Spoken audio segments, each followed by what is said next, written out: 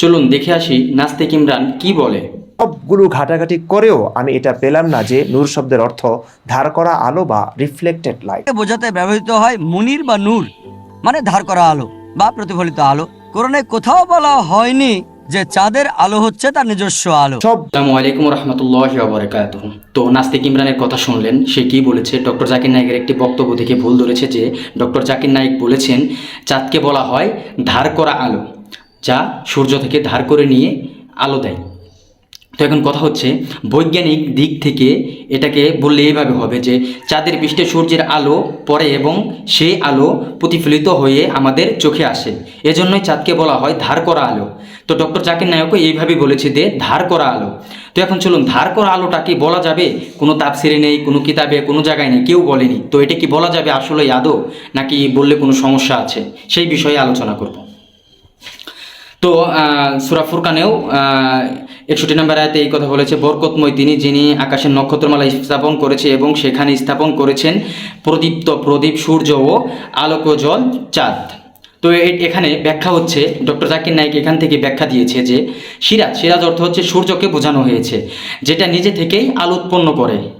আর মুনির হচ্ছে আলো বিকিরণকারী চাঁদ, যে আলো নাই। এখানে এই মুনির থেকেই ডক্টর জাকির নায়েক এইভাবে বলেছিলেন জিনিসটা যে ধার করে নেওয়া আলো বা সূর্যের কাছ থেকে আলো নেই এই চাঁদ, এইভাবে বলেছে। মানে সাধারণভাবে রূপক অর্থে বুঝিয়েছে, যার কারণে এটা বলা হয়েছে। তো এটা বললে কোনো সমস্যা নেই যে রূপক অর্থে, ওইভাবে না যে সাধারণভাবে বলা হয়েছে, এখানে ডক্টর জাকির নায়েক বোঝানোর জন্য বলেছেন।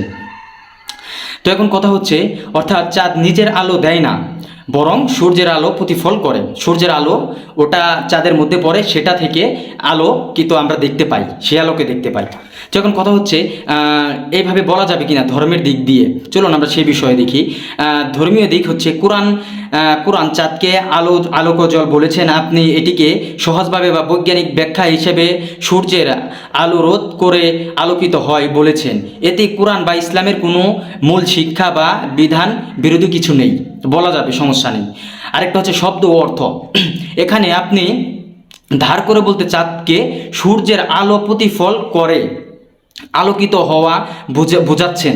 এটি সত্য এবং কোনো মিথ্যা বা বিভ্রান্তিকর তথ্য নেই। এখানে অবশ্যই এটি সত্য যে সূর্য থেকে তারপর আপনার চাঁদের মধ্যে আলো আসে, সেটি আমরা প্রতিফল সেটি দেখতে পাই, তাই এটা সত্য কথা। আমি যদি এখন বলি যে ধার করে নেওয়া আলো, এটা ওইভাবে বললে কোনো সমস্যা নেই। আমি সাধারণ অর্থে বোঝাচ্ছি এটা, যে ধার করে নেওয়া, এটা আমাদের আঞ্চলিক ভাষা বা যে কোনো একটা ভাষার ক্ষেত্রে এটি ব্যবহার করে, এতে কোনো সমস্যা নেই। তো শব্দটি হালকা রূপক হিসেবে ব্যবহার করলে কোনো সমস্যা নেই। এজন্য আপনারা কেউ বিভ্রান্ত হবেন না এরকম কথাবার্তা নিয়ে।